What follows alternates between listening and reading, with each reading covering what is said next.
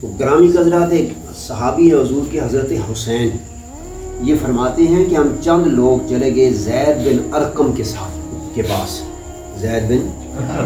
پاس چلے گئے کہ ہم رسول اللہ صلی اللہ تعالیٰ علیہ وسلم کے حوالہ سے کچھ باتیں ان سے پوچھتے ہیں۔ وہ بزرگ آدمی تھے، بزرگ صحابی تھے، عمر رسیدہ تھے۔ فرماتے ہیں ہم چلے گئے، جب ہم بیٹھے تو عرض کیا کہ اے زید، ہم آپ کے پاس آئے ہیں اور آپ سے حضور علیہ الصلوۃ والسلام کی کچھ باتیں پوچھنی ہیں۔ آپ نے بڑی برکتیں حاصل کی ہیں، بڑی عظمتیں حاصل کی ہیں۔ حضور علیہ الصلوۃ والسلام کی مجلس و مجالست میں آپ ہمیشہ جو ہیں آپ کے پاس رہے ہیں۔ آپ نے حضور کے پیچھے نمازیں پڑھی ہیں، آپ نے حضور علیہ الصلوۃ والسلام کی باتیں سنی ہیں، حضور علیہ الصلوۃ والسلام کے ساتھ آپ نے جہاد کی ہیں، غزوات کیا ہے۔ آپ کے پاس حضور علیہ الصلوۃ والسلام سے سنی ہوئی بہت ساری احادیث ہیں۔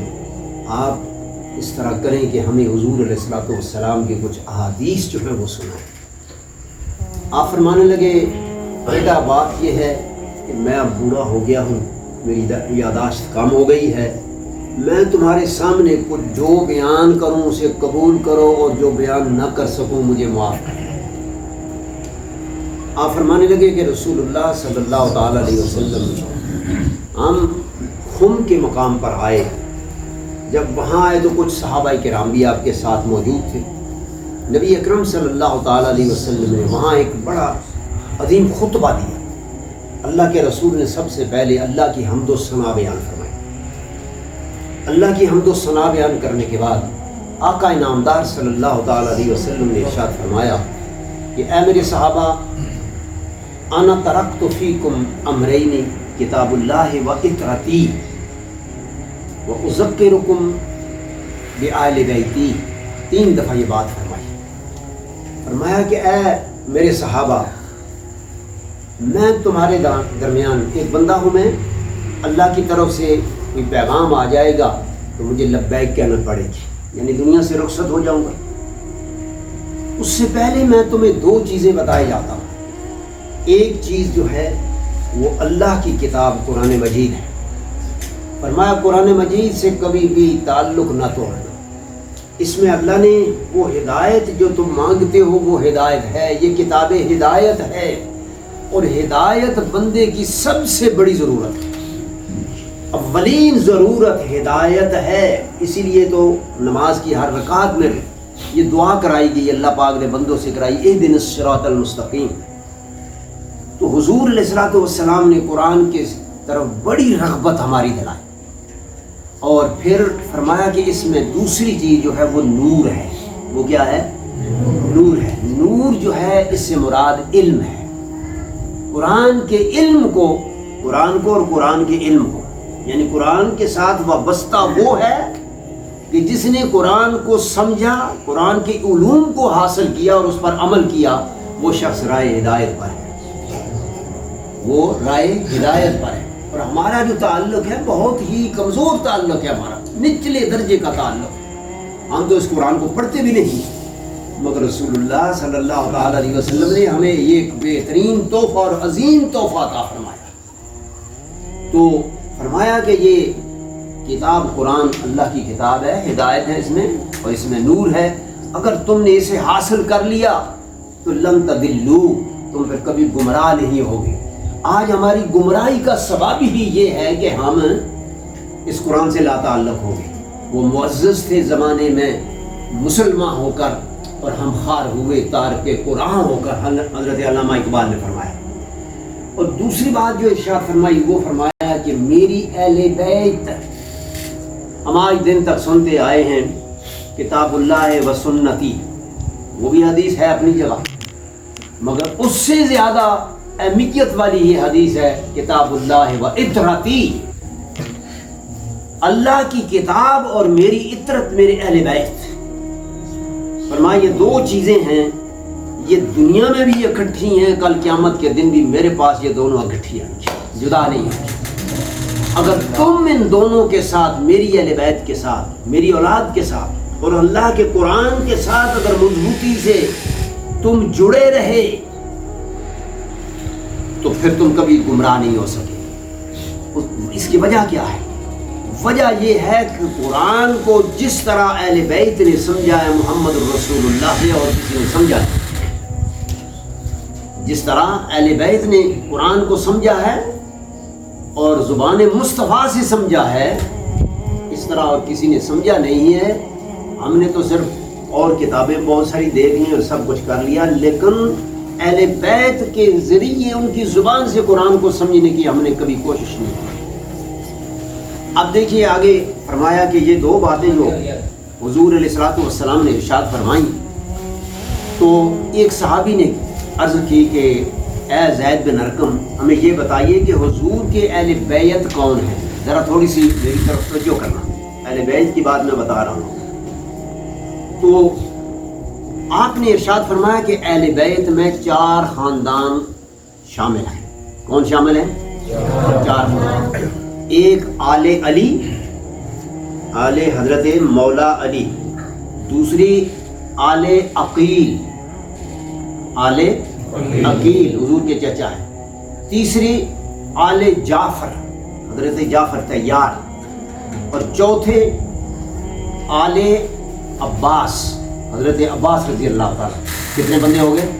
4۔ آل علی، آل عقیل، آل جعفر اور آل عباس۔ یہ 4 نام میرے بھائیوں، یہ اگر یاد کر لیے تو میں کہتا ہوں کہ یہ اگر کسی بیمار پر پڑھ کے پھونک دیے تو اللہ ان کو شفا عطا فرمائے۔ یہ اتنے مقدس نام ہیں۔ اب اس صحابی نے عرض کیا یا حضرت، ہم تو قرآن میں پڑھتے ہیں کہ اللہ تبارک و تعالیٰ نے حضور کی ازواج کی بڑی تعریف فرمائی ہے، کیا وہ بھی اہل بیت میں شامل ہیں؟ فرمایا وہ تو پہلے سے شامل ہیں۔ بھئی عورت جو ہوتی ہے مرد کی، وہ تو پہلے گھر والی ہوتی ہے، باقی جو ہے وہ بعد میں ہوتے ہیں۔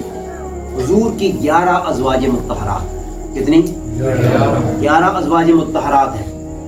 ان کے تعلق سے قرآن میں آیا کہ نبی کی جو ازواج ہیں، یہ تمہارا نبی تمہاری جانوں سے بھی زیادہ تمہارے قریب ہے، اور اس کی بیویاں جو ہیں وہ تمہاری مائیں ہیں۔ قیامت کے دن تک آنے والے جتنے مسلمان ہیں ان کی مائیں ہیں۔ اب یہی وجہ ہے کہ امت میں سے کسی کو یہ اجازت نہیں کہ رسول اللہ کی کسی زوجہ سے وہ نکاح کر سکے، کیونکہ مائیں جو ہو گئی، وہ کوئی امت کے کوئی بندہ بھی حضور علیہ الصلوۃ والسلام کی کسی زوجہ سے نکاح نہیں کر سکتا، کیونکہ یہ سب کی مائیں ہو گئی۔ تو آپ نے فرمایا کہ مائیں تو پہلے ہی اہل بیت میں شامل ہیں۔ اب نتیجہ یہ نکلا، حضور کی ازواج مطہرات، کیا جی؟ حضور کی 11 ازواج مطہرات۔ اس کے بعد 4 یہ شخصیات، حضرت علی، حضرت عقیل، حضرت جعفر اور حضرت عباس، یہ حضور کی اہل بیت ہیں۔ اب اس کو علماء نے اور بھی بہت پھیلایا ہے، میں مختصر کرتا ہوں۔ جب یہ آیت کریمہ نازل ہوئی، قُلْ لَا أَسْأَلُكُمْ عَلَيْهِ أَجْرًا إِلَّا الْمَوَدَّةَ فِي الْقُرْبَى، میرے قرابت دار، میری اہل بیت، ان کے ساتھ کمال کی محبت کرو، بے مثال محبت کرو، ٹوٹ ٹوٹ کر محبت کرو۔ اب ایک بار حضور علیہ الصلوۃ والسلام نے، اس کو ہم حدیث قصہ سے سمجھنے کی کوشش کرتے ہیں۔ ایک بار حضرت عائشہ فرماتی ہے حضور باہر نکلے، چادر اڑی ہوئی تھی، اور آقا انعامدار نے حضرت علی تشریف لائے، حضور نے فرمایا وہ ادھر میری چادر میں آ جاؤ، ان کو اپنی چادر کے نیچے کر لیا۔ حضرت فاطمہ الزہرا آئیں، ان کو اپنی چادر کے نیچے کر لیا۔ حضرت حسن تشریف لائے، بچے تھے، ان کو بھی اپنی چادر کے نیچے کر لیا۔ حضرت امام حسین بچے تھے، وہ تشریف لائے، ان کو بھی اپنی چادر کے نیچے کر لیا۔ چادر کو کسا کہتے ہیں، کمبلی کو، چادر کو، کمبل کو کسا، تو انہیں آل کسا کہا جاتا ہے۔ ان کو اس میں داخل کر کے اللہ کے محبوب نے آسمان کی طرف نگاہ کی، ہاتھ اٹھا دیے اور عرض کی، اللہم ہؤلاء اہل بیتی، اے اللہ یہ میرے گھر والے ہیں، یعنی ان گھر والوں میں سے خاص ہیں۔ ایک حدیث میں آتا ہے خاصتاً، اے اللہ یہ میرے گھر والوں میں سے خاص ہیں، اے رب العالمین ان کو میرے خاص اہل بیت میں شمار فرمائے۔ تو میرے بھائی اور دوستو، یہ 5 لوگ حضور کے خاص اہل بیت ہیں۔ اہل بیت میں ازواج بھی موجود ہیں، وہ 4 حضرات بھی موجود ہیں، اور یہ 5 حضرات خصوصاً حضور کی اہل بیت میں سے خاص ہیں۔ تو ان کے تعلق سے جتنی تاکید حدیث پاک میں آئی ہے اوروں کے تعلق سے نہیں اس طرح سے آئی ہے، تو لہٰذا ان 5 کے ساتھ حضور کے ساتھ ملا کے یہ 4 جن کو ہم 5 تن پاک بھی کہتے ہیں، یا جی جن کو 5 تن پاک بھی کہتے ہیں، اللہ رب العالمین نے ان کو عجیب عزت عطا فرمائی۔ حضور کی طہارت سے ان کو طہارت ملی ہے، اور حضور کی طہارت اور حضور کی پاکیزگی اور حضور کی عظمت جو ہے، جس طرح وہ بے مثال ہے، ان حضرات کی بھی عظمت، ان کی بھی عزت، ان کے ساتھ محبت بھی ہماری بے مثال ہونی چاہیے، پھر جا کے ہم کہیں ایمان والے ہو سکتے ہیں۔